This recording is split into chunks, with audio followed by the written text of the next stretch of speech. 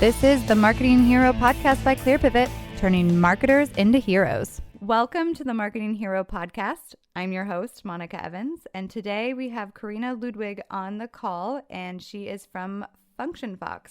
Hey, Corina, how are you doing today? Good. Thanks for having me. It's great to be on the Marketing Hero podcast. Tell us a little bit about yourself and how long you've been with FunctionFox. Sure. So at FunctionFox, if you haven't heard of FunctionFox before, we offer online timesheets and project management for creative professionals, and we've been doing that for 20 years now. I've been with the company for 20 years. Started off out of a need from an advertising design creative studio that was looking for a better way to track time and projects. I really couldn't find anything in the industry. This was, prior to .com and online banking, and there really wasn't anything online to track time and projects. So we built it for ourselves, for a creative studio, and found that it was something that was really useful for us. And we put it out to other companies just as friends and family, and found that it worked really well for them. And from there, the company was born. So, the best things come from a need, and for us, it definitely was a need. And so we branched out and started to sell it as a product, and it's been successful ever since. Oh, amazing. I know that, within even the last 10 years, there have been so many different kind of project management tools like Basecamp and Trello and Asana, and even communication platforms like Slack are considered, project management these days. It's kind of really confusing at an early stage for a growing SaaS company. In what areas of functionality has FunctionFox stayed relevant to your core customers and audience? Yeah, the good news is there's an endless number of software platforms designed to help you manage the creative of time tracking and project management. The bad news is there's so many options out there. 20 years ago when we started out, it was very limited. There was really a handful, less than 5. And even less for the advertising design creative niche, which is what we're in. These days, there's so many of them, and it changes so quickly. The landscape changes so quickly. So in order to stay relevant, it's really looking at your core group of customers, what niche they're in, what their needs are. Ours specifically is for advertising design creative group, so anyone that's a creative professional. And so we're able to keep our product very relevant to that group with the needs that they need. And it's really customer driven. So they're asking for certain features, and we find that, if there's a group that is all leaning towards the same thing, we build that functionality into our product. And that's the best way that we've been able to stay relevant. But yeah, there's lots of products out there, and it's easy just to kind of find what's right for you. So how would you distinguish between the differences of, say, a Trello versus FunctionFox versus Asana? I know you talked about the industry. You're kind of in the creative industry. Would that be the main difference, or are there other differences that come into play? Yeah, there's lots of differences. And like I said, it's hard to find, what is right. I think it's first identifying what you need. So a Trello versus a FunctionFox versus Asana, if you look 10 years ago, they were all very different, or some of them actually weren't even there. And if you fast forward even 5 years from now, they're all going to be different again. So even keeping up to date on, how they're each changing is very challenging. Yeah, the main differences are some are niche focused, like we're very niche focused, others are not, they're more generalist. So it depends on what the buyer, the prospect is looking for. And then there's other things. There's products that are suited for a specific size of company, whether it be a startup or mid-size or enterprise. And then there's also based on, user interface, usability, scalability, complexity, features. There's lots of things that get added to the list in terms of when you're looking for a product. So, if you're in the market for a new product, I would say, there's some tips that I can give in terms of what people need. But it really comes down to identifying what your needs are for your particular company, and then narrowing down the list based on those needs. And this is just kind of I'm just genuinely curious. Do you, at FunctionFox, use FunctionFox for project management? Yeah, absolutely. We need our own dog food, so to speak, and it's really good dog food. From day one, it was the need that we had, so we did time tracking for ourselves internally so that we could better bill our clients and really understand, estimates to actual and doing invoices. So we did it for ourselves, and it works well for us, and hence we put it out for the rest of, the creative market. and found it very successful. Yeah, I'm doing my timesheets as we speak. So, I'm tracking this call, for example, but our entire team uses our product every day. So with FunctionFox, do your customers get reporting abilities too with that? Yeah, absolutely. That's one of our primary features and what really sets us apart from some of the other competitors out there or the players in the field. We find that the reporting is really robust. So there's lots of products out there and they all have their advantages, and nuances that make them stand out from other players in the market. But what we hear a lot, because if you read, hundreds or thousands of testimonials, reports is a really big key feature of FunctionFox, along with our free customer service. It really sets us apart in terms of giving the users exactly what they need without too much complexity. So it's a very simple product, but also very good. And when a new customer comes in, do you have kind of an onboarding? Do you get them set up in a way that works for their company, or do you kind of just guide them you just have consulting at the start of it? Yeah, so with FunctionFox, we're with you every step of the way, right from the initial, choosing the right platform. We're there if you say these are the 5 or 10 features that we need, and we'll be the first ones to say, what, we don't think this is the right fit. We recommend, these 2 or 3 other products. So really helping identify the right product from the beginning. Then if we find that FunctionFox is the right fit for the prospect, we take them through right from setup and startup right through to, however long they're with us as a customer as they grow throughout their agency or throughout their company. So all the onboarding, all the setup is included free. There's no additional charge for that. And that's something, again, that sets us apart from some of the other products out there. We'll find that, if you're a small company, you can be set up within the hour. Larger companies might take a little bit longer to get customized reports, the things that they need. And then if people have questions, whether it be the primary person that set it up or any of the staff that are using the product, they can call or email at any time, the Monday to Friday, regular business hours, but also do some sort of on the weekend to make sure that people are getting everything that they need.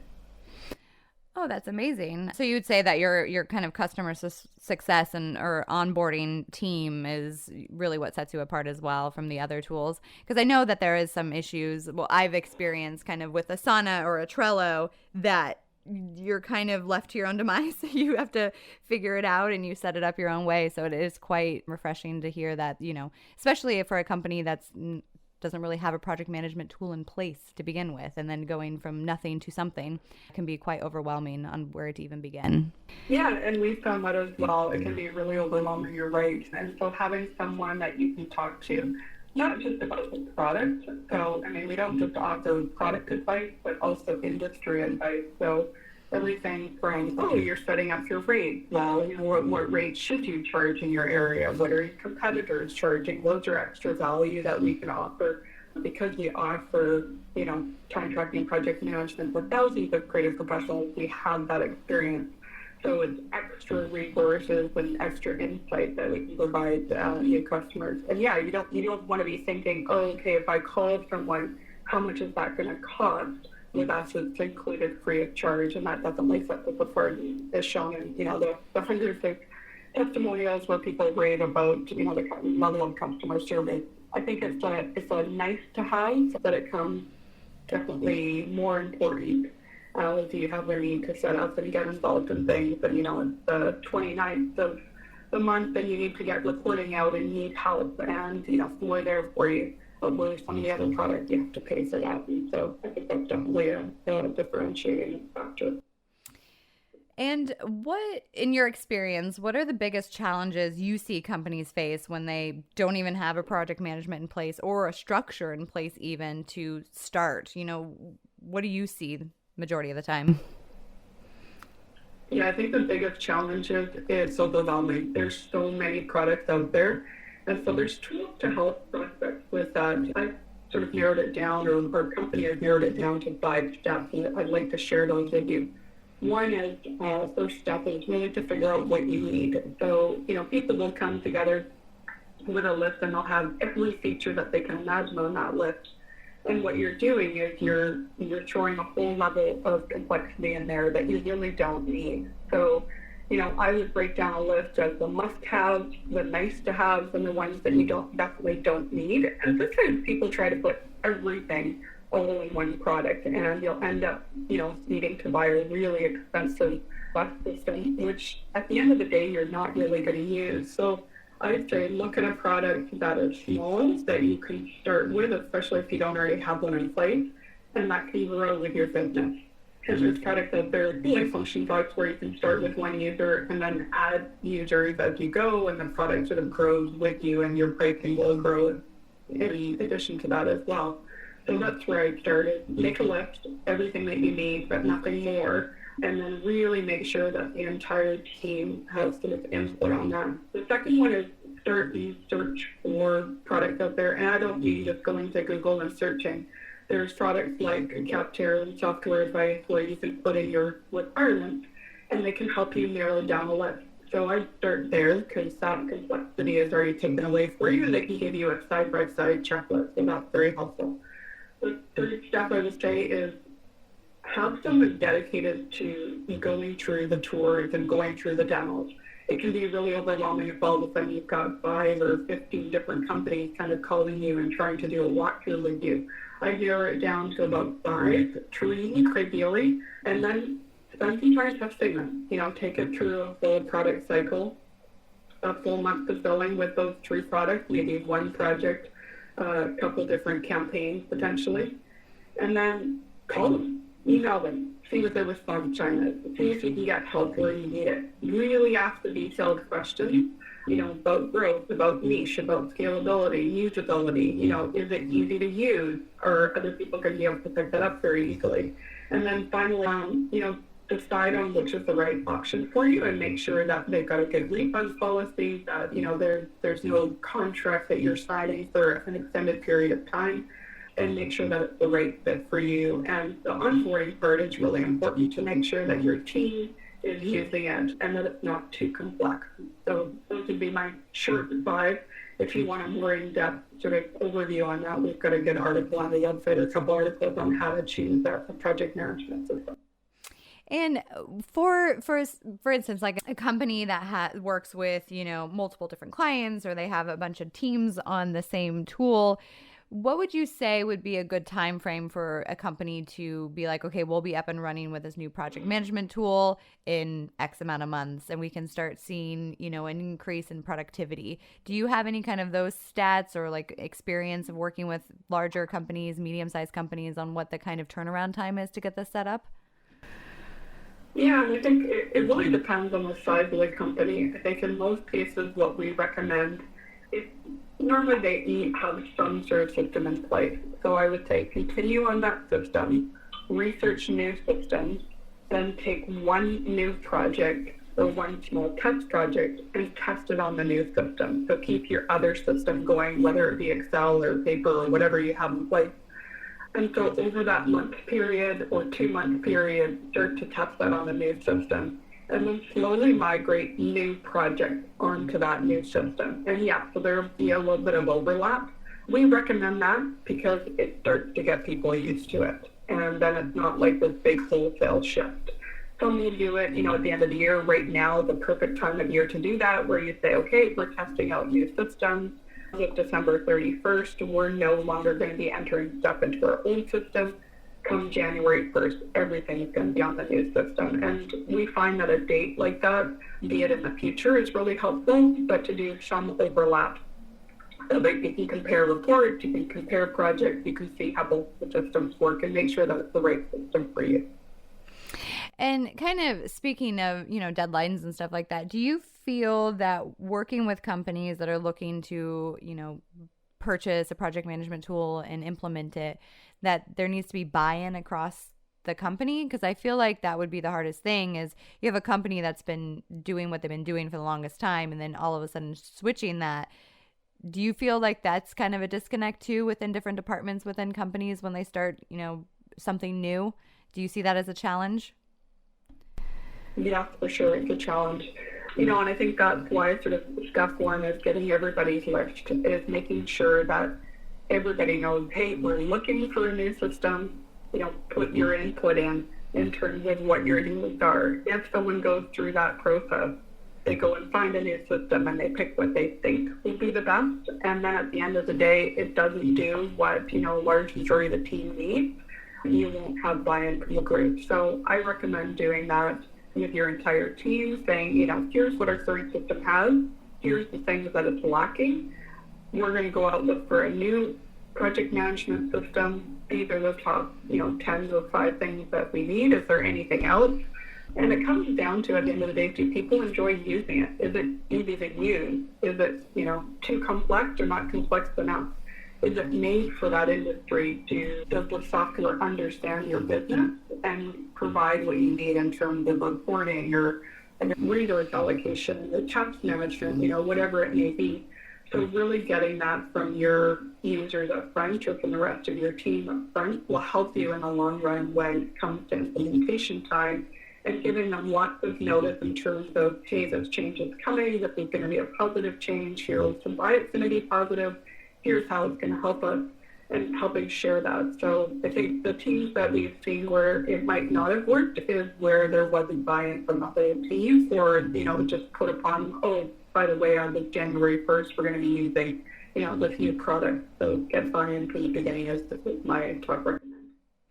And I would assume, too, with this new software in place or project management tool, that there needs to be some documentation behind it, too, to make sure that everyone does the same thing across the board, the same naming conventions, the same stuff, to really try to keep track of stuff. Do you see that happening, too, where they don't even have, naming convention across the board? It's different across different departments and stuff, and it makes it really difficult for people to understand different tasks if they were to go in there. I'm just curious about that, because I know that there's some issues even with like a HubSpot tool, right? You do marketing email campaigns or you do campaigns, and if the naming conventions are all off, it's like, well, what exactly was this campaign for?